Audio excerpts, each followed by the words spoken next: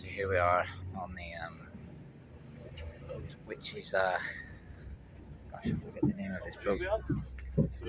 It's called Falcon, and we are leaving behind the kingdom of Tavolara. That's the main point of entry for us today. I came and went the same way. And here is the massive rock part.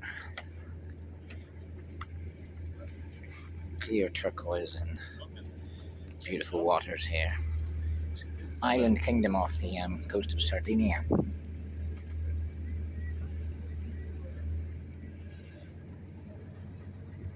Accessible by boat from the port city of Porto, Paolo.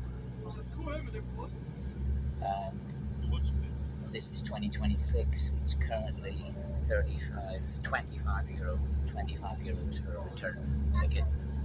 Same day return. There are probably some places you can stay here in the peak season,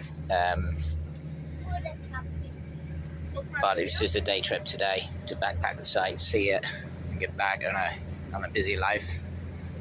So that is, goodbye the kingdom of Tavolara. Marvelous place.